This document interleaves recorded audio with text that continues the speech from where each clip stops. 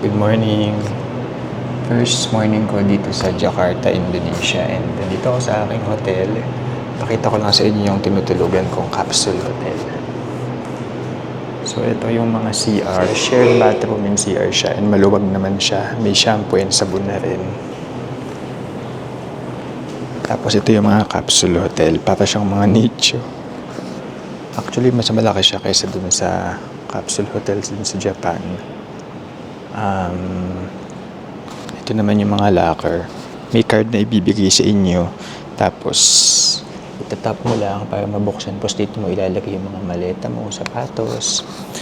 And meron na ring patuwalya, toothbrush, toothpaste, and patubig. Ito yung card. Tatap mo lang here. Social, diba? Tapos, ilalagay mo lang tong card dito. Bukas. Pack. Diba may TV, fire extinguisher, may aircon ng lamig-lamig, may safety deposit box, merong pangalan nito, ilaw, sleep mode, USB, pag nanonood ka ng TV, naka-headphone ka, may orasan, may alarm clock, may ding radyo. Tapos, ito may reading light, may isa pang ilaw dyan. Ay, ayun. Saksakan. And ito yung tubig na binigay. So, yan siya. So, pang himbing ng tulog ko, malaki kasi siya. So, hindi siya yung kagaya ng tinulugan ko sa Japan na super liit. Kaya, ayan. Samahan niyo muna ako magbe-breakfast muna ako bago ako mamasyal. Mahina boses ko kasi natutulog po yung iba. Okay, dito ang free breakfast every 6 a.m. up to 10 a.m. Pasok tayo. Indonesian cuisine daw eh. Hindi ako sure. Pin muna natin. Ito, semur telur or egg stewer. Ito naman, sauté beef skin and tofu. Yellow pickled vegetables. Parang pansit natin to. Fried rice noodles. Kanin. Tapos may pakaropek dito. Wow. Sauces and pickles. Kita nyo yan? Mukhang napakaanghang. Kainin ko. Tapos dito, mayroong pang noodle soup. Siguro hinahalo sa noodles. Ayan. Soto. Hindi ko siya alam paano kainin, but parang noodles nga siya. Lalagyan mo ng sabaw yan and lalagyan mo ng toppings. Ito, ano to? Babur ayam. Hindi ko rin siya kinakain. Tignan niya. Parang lugaw. Hindi ako marunong. Wait. I booked a motorcycle through Gojek app to roam around the city. Jakarta is the largest city and capital of Indonesia. To avoid the heavy traffic, motorbikes are easier to commute on than cars due to their smaller size. Good morning! Welcome to my vlog, and for today's video, tuturuan ko kayo ng itinerary kung meron lang kayong 24 hours to spend dito sa Jakarta, ang capital ng Indonesia. And 7 a.m. ngayon, ang una nating pupuntahan ay ang Jakarta Cathedral. Ayan siya. Nagmotor lang ako ng mga 5 to 7 minutes mula sa hotel ko papunta dito. And kahit na medyo madami ng simbahan sa atin, kaya ako nagpunta dito dahil ang mga simbahan na pang-Katoliko kasi hindi natin masyadong nakikita dito sa Indonesia dahil nga mostly Muslim sila. So parang isa to sa parang points of interest or tourist spots dito sa Jakarta dahil Parang iilan lang naman yung mga simbahan na ganito sa kanila. Okay, pasok tayo. Medyo tahimik lang dapat, syempre yung mga nagdadasal. Banda, ang laki. Its official name is the Church of Our Lady of the Assumption. The cathedral doesn't only serve as a house of worship but also as a place for cultural exchange and understanding.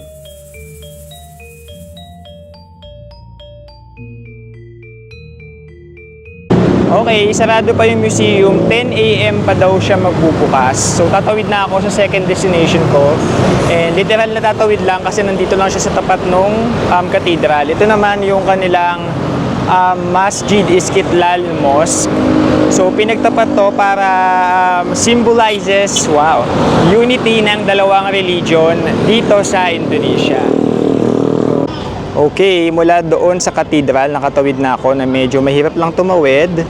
Dito na ako sa Istiqlal Mall. And kung mapapansin nyo, merong mga pa-event today. Di ko alam kung ano, pero super dami nila. Daming mga kubol-kubol na parang may paraffol pa. Kasi ito na, nandito na ako sa Istiqlal Mall. Ayan siya. Itong Istiqlal Mall, ito ang pinakamalaking mall. Sorry, mosque pala. Istiqlal Mosque. Itong Istiqlal Mosque, ito ang pinakamalaking mosque sa Southeast Asia. Mosque or mosque. Wala ko ng mall kasi nga ang daming mga booth, tapos kung ano-ano tinitinda nila. Okay. Nga, tourist close daw.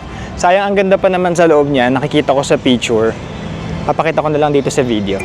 Tchadan! Ayan, di ba? Nakikita nyo? Ang ganda sa loob, kaya lang di tayo nakapasok. So, nandito na lang ako sa labas ng mall. Ay, ng mall.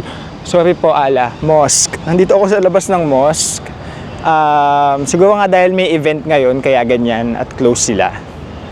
Pero kung mapapansin nyo, sa labas ng mosque, meron silang parang, di ko alam kung park ba tawag dito. Basta malaki siya na ganyan.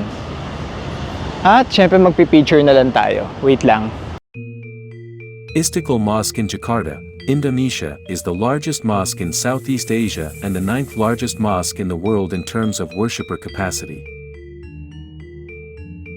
Built to commemorate Indonesian independence. This national mosque of Indonesia was named Istiqlal, an Arabic word for independence. Yan, mula dito sa mosque, papunta na ako sa second destination. And meron lang akong nakita na hindi naman kasama sa itinerary, pero mukhang gusto ko siyang puntahan. Bilang mahilig ako sa mga signage na ganyan. Jakarta signage, so halika. So, merong park dito na ang dami nagja-jogging. Tapos, merong monument doon, hindi ko alam kung sino siya. Tapos ito talaga yung pinunta ko dito. Itong Jakarta, pangalan nito. Jakarta signage. Papa-picture tayo dyan.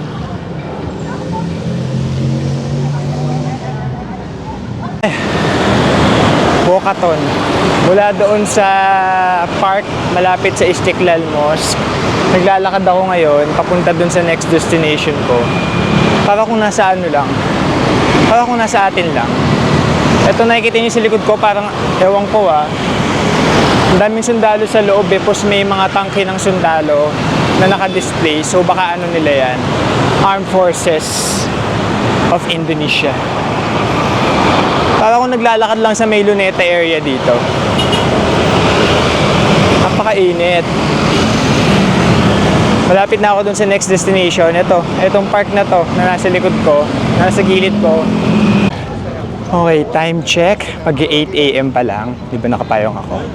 Nandito na ako sa next destination ng ating Jakarta 24 hours or 1-day tour. Ito ang Merdeka Square. Parang katumbas nito sa atin ay ang Luneta. Tapos itong nasa gitna na yan ang tinatawag nilang Monas. Yan ang pinakamahalagang parang structure dito sa Indonesia kasi according sa nabasa ko, it symbolizes yung paglaya ng Indonesia mula sa mga mananakop. Palayain nyo kami! Ganon. Ayan. So, the challenge is kailangan nating makapagpa-picture ng magandang picture dito dahil nga ito yung parang ito yung parang luneta sa kanila. Ayan, mission accomplished. Nakapagpa-picture tayo dun sa pamilya dun. Tapos nakakatawa. Nagpa-picture sila sa akin. Artista. Tapos tinaruan nila ako ng salita. Terima kasih daw yung thank you sa Indonesia. Fairness naman, so far, mga nakakausap ko dito, mga friendly naman sila. Yung mga nasa hotel, tapos to yung mga pinagpa-picturean ko. Meron lang palang isa nang isnab sa akin kagabi. Nung pangalan nito, nung hinahanap ko yung hotel, 11 o'clock na yun, gabi. Nilapitan ko yung grupo nila, lalaki saka mga babae. Tapos parang ang sungit. Akala yata nila parang namamalimos ako. Sabi ng babae, na! Namamalimos, may dalang maleta. Kaya bumabagyo. Wait lang. Ayan, ang goal ko is makapasok doon sa loob ng Monas. Tapos dito daw yung entrance. Hindi, actually nakalagay lang entrance, pumasok lang ako. Tapos sumunod lang ako dito sa mga tao na to. Bigla kasing may binuksan na gate. Actually, hindi ko alam saan kami papunta, but... okay. Underground entrance yung Monas. Pwede ka kasing pumasok sa loob, tapos papanik kayo sa taas. Ito ang entrance and bilihan ng ticket. Visit to the museum. Visit until top yard. Doon tayo sa taas kasi papanik tayo doon sa pinakataas. Okay, nakapagbayad na ako ng ticket. 24,000 lang yung ticket na nakalagay pero 55,000 yung siningil sa akin. Kasi kasama tong card na to na parang pwede mo na siyang gamitin sa mga bus, train station, even sa supermarket. And wala yatang option na ticket lang. So pati ito, kasama sa binayaran ko. Hindi ko alam kung magagamit ko pa to sa mga ibang lakad ko. Pero tignan na lang natin. Tatry kong mag-commute as much as possible dito. Kasi meron din ako ng MRT card nila na kasama din dun sa MRT ticket na binili ko kahapon. So lika, pasok na muna tayo sa Monas. Hanggang dun tayo sa top yard, yun yung binayadan kong ticket. Dun sa entrance na yun, dumaan pa ilalim, pumanik dito. Tapos eto, papanik na nung actual Monas. Ang luwag dito sa ilalim, oh. At malamig. Made of marble ang mga bagay-bagay. So, dito pala sa baba ay may museum din. Puntahan na rin natin bilang kasama to sa binayaran. The Indonesian Forefathers Paleo-Mongoloid. Ang sinaunang tao to sa Indonesia. Ayan, tingnan nyo. South Sumatra, it was very favorably located for the kingdom of Sriwijaya. Yan yung isang famous attraction or tourist spots dito sa Indonesia, yung Borobudur. Medyo malayo lang yan dito sa Jakarta. So, dito na lang natin siya sa museum makikita. Ang laki nitong museum sa ilalim. Tapos kada parang bintana na ganito, may makikita kayong ganyan. Ayan. About sa history ng Indonesia, meron namang English explanation. So, para to sa mga hindi marunong magbasa sa Indonesia na kagaya ko. Kaya napanik na tayo dun sa pinakataas. Yun naman talaga yung sinadya natin dito. Nakakaloka, nag-brown out sa museum. Dumilim tuloy. Konti pa lang naman kami nandito. Hinahanap ko lang yung elevator pataas. Dito daw yung elevator papanik dun sa pinakataas. Hiningal ako. Walang katao-tao po, ang dilim pa. Medyo nakakatakot tuloy. Saan? Wala namang elevator. Parang another museum na naman to eh. Okay, nandito na ako sa tuktok ng Monas, kung saan tanaw na tanaw na tanaw ang buong Jakarta. Pakita ko sa inyo. Shiden! Taas, no? Yung doon kami sa baba galing. Buti na lang nagkakuryente, kung hindi, di ka mapupuntahan to kasi walang elevator. Monas is the national monument of the Republic of Indonesia, built to commemorate the struggle for Indonesian independence. Monas also houses the first red and white flag flown at the Proclamation of Independence on August 17, 1945.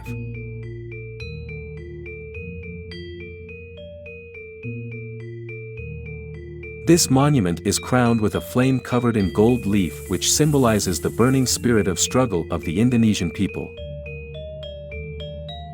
The national monument is a 132 meters obelisk in the center of Merdeka Square, central Jakarta.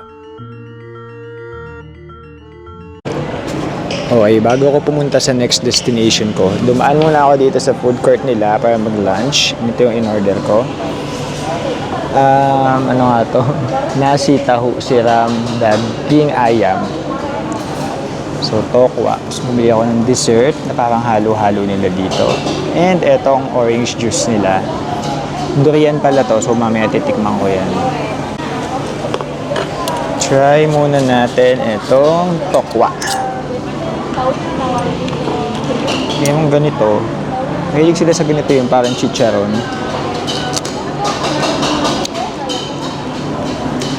Okay naman. Parang chichirya lang. Hindi pala, masarap pala. Maalat-alat. ASMR. Nasawsaw ko siya sa sauce na ganyan. Kahit yung breakfast buffet sa hotel, lagi silang may mga pa-crackers na ganito. Hindi, ito naman. Yung tokwa. Ayaw mag-ano. Basta yan eh. Sarap. Hindi siya maanghang. Tapos malinamnam. Na manamis-namis ang sauce.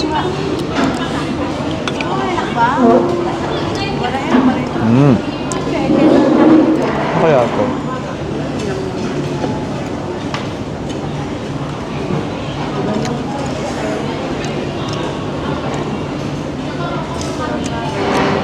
Hindi ko alam kung ano yun.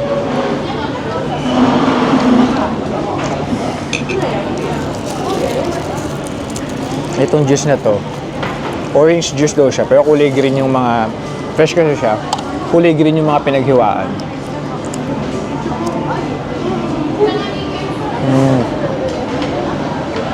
Masarap, pero lasang dalandan.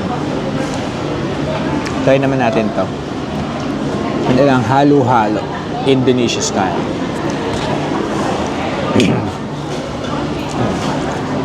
Yung durian, usong-uso rito sa kanila. Sa atin din naman. Pero sa Singapore, saka dito, usong-uso. Sago. Gulaman. My God, nalalasahan ko na yung durian. Ito, oh. May ano. Ito.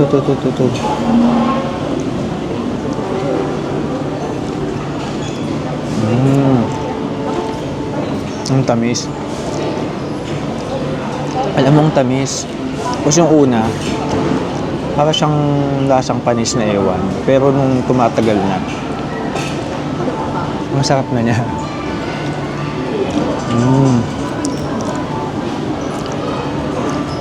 Ang sarap. Ganito ba ang lasa ng durian? Minata di coco din. Actually, hindi naman yung halo-halo may durian yung binili ko. Pero sa ating nagbebenta, pinili. Sarap talaga. Sarap ng durian. Ngayon, kainin naman natin tong isang matigas na to na hindi ko alam kung ano siya. Baka mamaya ito pala yung durian. Ito pala, yung texture niya. Parang ano.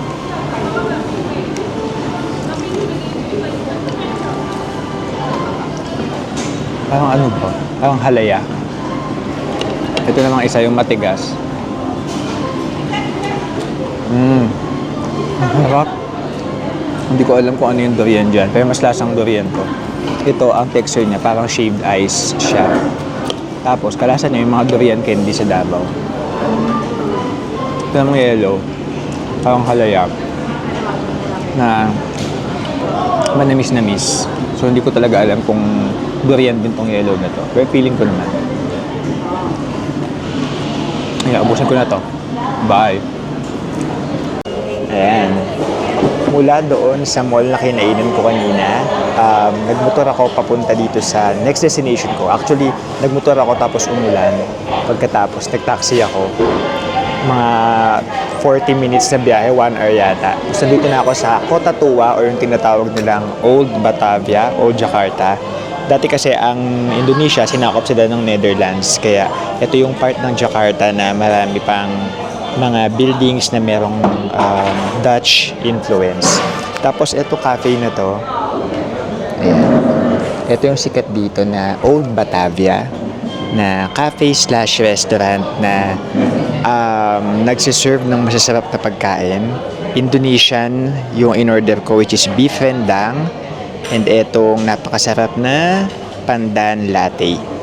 Tapos madami na ding mga sikat na tao ang nakikita niyo sa mga picture na yon. Mga sikat na personality yan na kumain dito sa Old Batavia. So after ko kumain dito, saka na ako lalabas at mag-explore sa paligid. Okay, so ito yung Cafe Batavia, yung kinainan ko kanina. And sa tapat niya is itong Fatila Square, kung saan dito yung parang center ng government yata dati. Kasi ito parang munisipyo nila yan dati. And kung papansin nyo, ayan, parang may welga yata or something. May mga nagsasalita dun eh.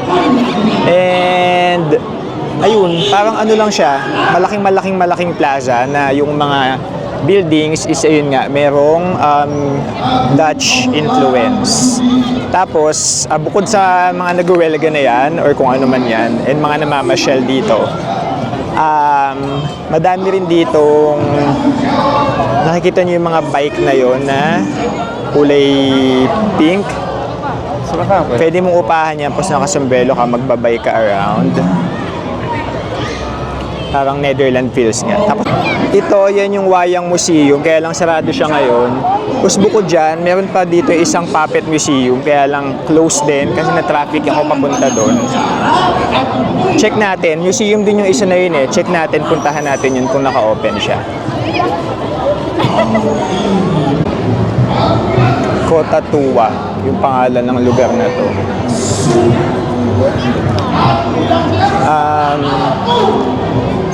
Madami ka namang magagawa dito. Pero medyo madami lang din talagang tao. Siguro kung mas gusto mo yung Indonesia feels, mas okay dun sa Taman Mini Indonesia. Kasi yung mga buildings dun, mga structures, is may Indochina vibes. Dito kasi yun nga, since Dutch, Old Batavia to or Old Jakarta, parang kita mo dito more yung mga Dutch influence sa mga buildings. Na meron din naman sa Pilipinas yung mga ganyan, di ba? Parang National Museum natin, ganyan yung itsura. Yun, close din yung museum. Mag-aalas 5 na kasi. So, wala na tayong magagawa dito kundi maglakad-lakad na lang. Banda doon, may nakikita rin akong banda. So, baka magpe-play yan mamaya. So, technically, pang plaza talaga to. Plaza na madaming tumatambay. Tingnan mo, mga nakasalampak sila sa upuan. Divine. Siguro kung maaga-aga akong nakapunta rito, mapupuntahan ko yung mga museum.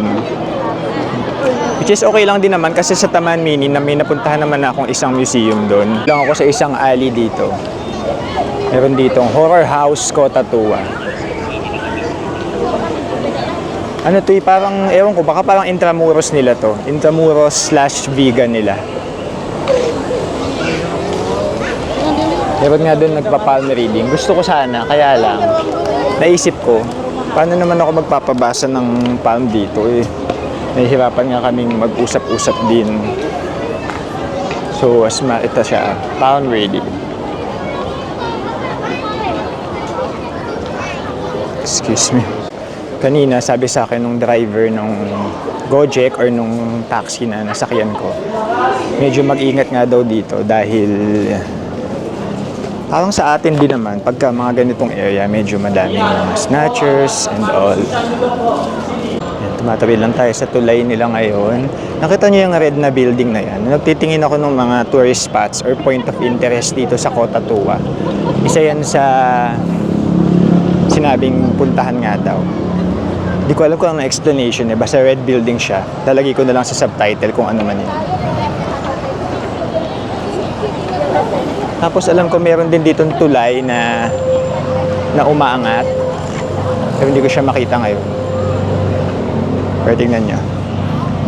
Meron silang mga walkway na nilagay dun sa ilog.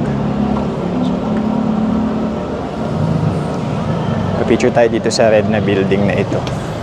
Kasi madaming kainan. Okay, naglalakad-lakad lang ako dito sa kalsada ng Jakarta. Ang Jakarta, parang Manila din siya. Ang pinagkaiba lang, mas malaki siya. At mas malawak yung mga kalsada nila. Pero yun, mas madaming tao. And ang mode of transportation nila, nandyan yung bus nila na sobrang lalaki ng bus. Mas madami din silang train or MRT. May mga e-trike din. Tapos, kung tourist ka naman at ayaw mong mamblema sa ganun, natry ko na kasi yung tren nung umuwi ako from the airport. Kung turista ka, better na mag-download ka ng Gojek o ng Grab. Yung Gojek yun yung motor. Sobrang gamit na gamit ko yun dahil ang mga bayad lang 50 pesos, 60 pesos. Kanina nga yung Grab ko, kotse kasi umulan, 30 minutes. Ang tagal, hindi na, mag-iisang oras kami bumabiyahe. Ang bayad lang is 300 pesos. Tapos habang bumabiyahe kami, si Kuya, super tour. As in, pinapaliwanag sa akin to, ganyan, ganyan. Hindi ko lang na video kasi tinatamad ako mag-video. Ayun, pinapaliwanag. Parang na-tour din ako around Jakarta. Mura lang dito. Pagka ganoon, Gojek and all. Saka syempre, mas mabilis ka makakarating pag nag-Gojek ka, pag nag-Grab ka ng motor. Tapos, ang daming pusa dito sa Jakarta. Nakikita ko pinapakain din sila ng mga local dito. Which is good. Baka kaya nagkalat sila. Ano pa bang mga pagkakaiba dito? They drive on the right side, wow, of the road. Basta ganun, iba sa atin. Tapos, 80% Muslim, 20% Catholic. Yung taxi driver ko kanina, Katoliko siya. Same lang din ang story according to sa taxi driver namin. Yung mga mahihirap na daw na nasa probinsya o yung mga hindi man mahirap. Basta parang nagpupunta sila sa Jakarta dahil feeling nila uunlad ang buhay nila dito. So yun na, parang nagsiksika na yung mga tao dito sa Jakarta. Ito na ang bridge na sinasabi ko sa inyo. Ayan o. Akala ko naman todo ano siya. Ayun siya o, yung bridge na umaangat na hindi na yata nagagamit ngayon. Pero ginawa na lang nilang tourist attraction. Medyo madilim dito ha.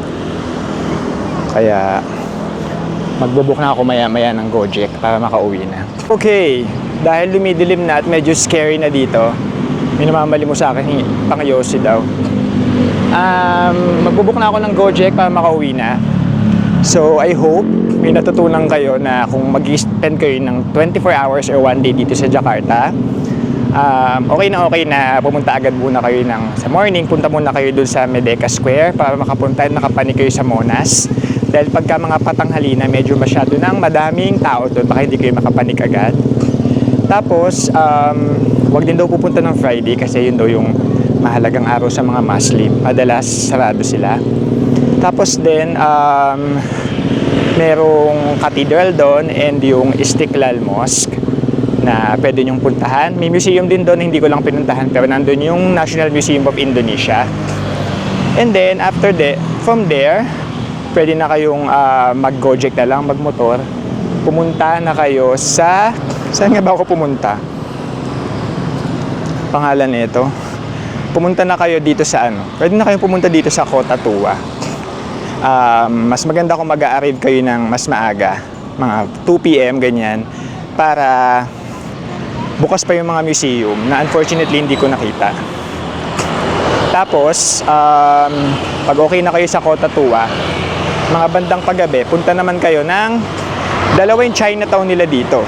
Merong yung Chinatown na normal nila, na dinaanan namin kanina ng driver, na normal lang, sakto lang naman siya. Kung gusto nyo lang mag-food treat, doon kayo. Or may bago dito yung PIK Chinatown na may magandang pagoda, na medyo malayo kasi kaya hindi ko na rin pinuntahan. Medyo pang mayaman daw yun, sabi. Sorry. So, ayan. Pabalik na ako ng hotel, medyo pagod na rin ako. Sige na, goodbye na, babush.